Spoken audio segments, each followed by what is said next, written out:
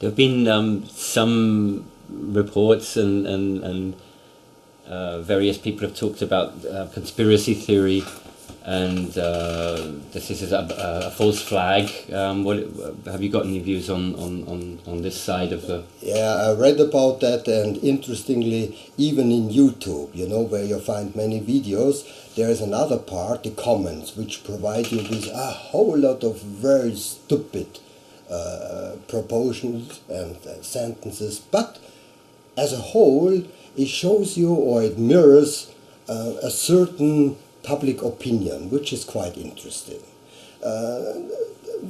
Of course, there are theories, you know, the government did it just with 9/11 in the United States, certain branches of the government did it, or the so-called not further identified establishment had an interest to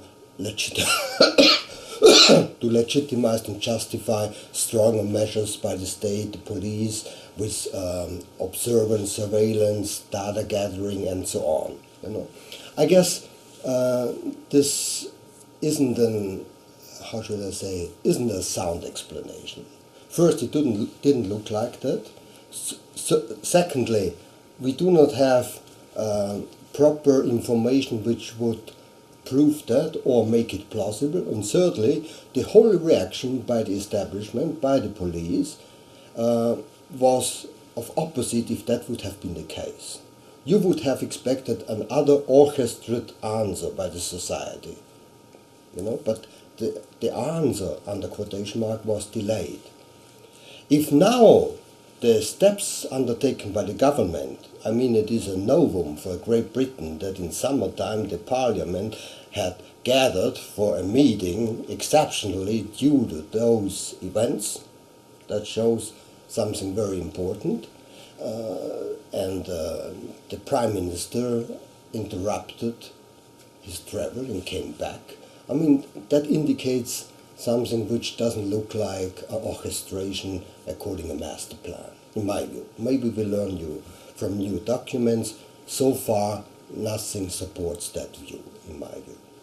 There's been talk of hard sentences or indeed cutting benefits from the people who have been convicted of these crimes. Yeah.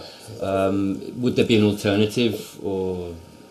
Of course. I mean, in one way it's understandable. It's also a sign for the public. I mean, it's almost populistic. But it well could be very short-sighted and backfiring. Because if you cut those supports of people who desperately rely on it for their survival, you directly lead them into desperation, which would result an amount in new violence. What else? What else would be answered if there would be a chance that they could get jobs? But obviously they don't get jobs. Now, of course, not everyone is looking for one. Certain people exploit the system, we know that, but that's not the majority. It would be a lie. It would be totally implausible to assume that. So the harsher and the more rigid the measures of penalties and almost revenge by the government become, the more likely future unrest and revolts even will be programmed in a way. So I guess instead of taking revenge, it would be much more better to insist on the execution of existing law, not installing new ones, but at the same time, simultaneously, broaden the chances for those people. And that doesn't mean paying them off with welfare checks or with goodies or whatever, but with real chances in life, and that means economically.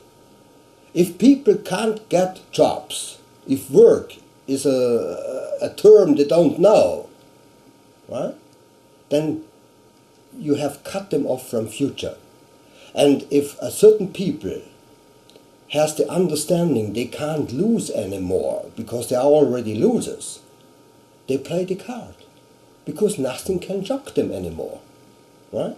So the reason or the point would be to provide them chances that they gain something, because obviously those who have already got something will take care of preserving that, of keeping it, or even grow and develop from that.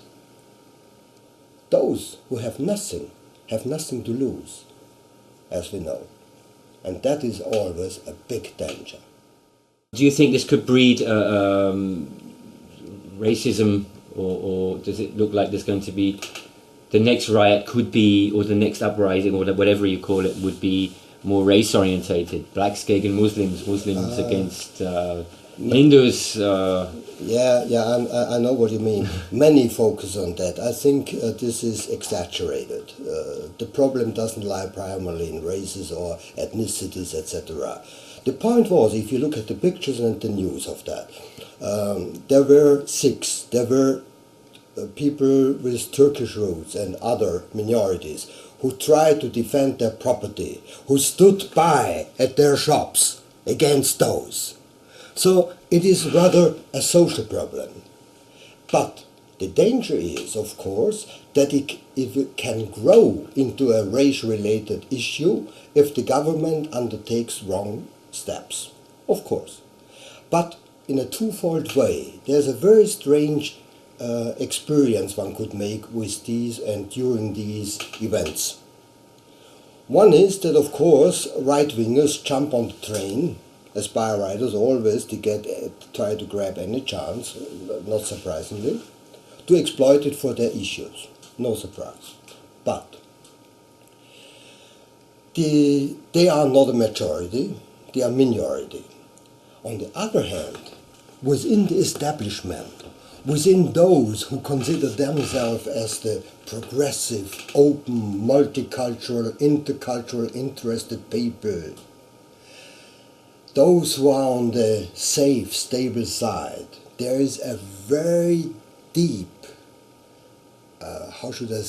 aversion almost, a hatred of a certain class of white working class, the underdogs.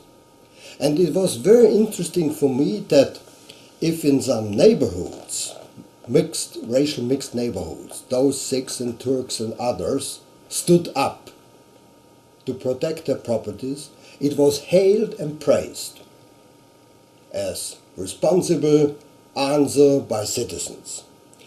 As in some white neighborhoods, they installed something like neighborhood watch groups, right, to defend and protect their property. Immediately many voices could be heard and read, warning of a fascism, that these people take their law in their hands, as if the others wouldn't have tried to do that. And why did they do that? Because the police, the representation of state, and the state was obviously unable to fulfill his first function, protection, security, assurance of law and order. And, surprisingly, the criticism of those whites was much harsher than the criticism of the rioters. They even showed understanding due to the philosophy of victimhood of these poor people. And at the same time connected that with a judgment down to the bottom. These are potential fascists, if not real ones. These are a danger. And in my view, this itself is a danger, because obviously something in the set of values, in the perception and reception of to which values should we stand, which values should be obeyed, and so on, there has something shifted. There's a change. And this is not healthy. You can't praise an action here and the very same one call as dangerous or avoidable or unjustifiable or dangerous on the other hand. There's an ideological background which for itself is very, very dangerous and surely will backfire. Apart from the English press, the world press, the international press, I've seen and read a lot of reports that it was mostly black people, and even in some South Asian newspapers they've been reporting of Afro-Caribbean gangs on the rampage. Do you think that the world has perceived this, the world press has perceived this in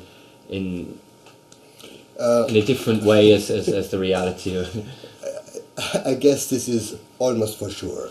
I mean, what is the so-called world press? Let's first remain within Great Britain. I mean, what kind of press do you have? I'm talking about the Americans, I know. Thailand. I understand. I will come to that. But first, let's remain in Great Britain. Let's remember, just a short time ago, there was a parliamentary questioning of the biggest newspaper or communication owner of Mr. Murdoch. An Australian, you know, who has big business all over the world, in the United States, in Great Britain, of course. And it has been shown that with criminal acts and techniques and a really shameful, horrible behavior by many of his staff, they have fooled the country, the people. That's the press. That's a part of the so-called world press. Now, a part of this world press is at home in Great Britain and is the reason why the level of quality is so low. Once British newspapers like the BBC have been praised for their high quality. Today that's gone.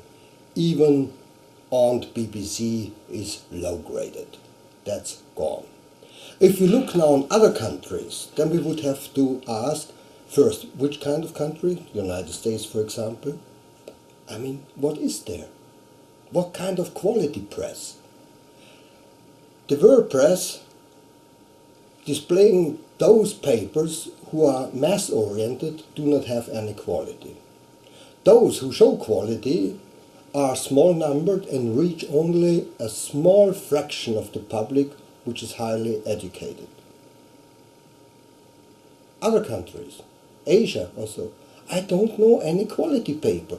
What is considered a quality paper doesn't prove and doesn't guarantee that you get a mixture of views so that you could profoundly build your opinion on. It's not the case. You need a whole lot of different sources to compare. It's almost a job to build up your judgment. I mean, on one hand to complain people aren't informed, and on the other hand not providing proper information and comments and distinguishing that so that a responsible reader would be unable to judge. I mean, this is a chutzpah, as we say. This is really a bad joke. So that doesn't impress me. I give on the world press. That doesn't impress me, what they say. Who are they?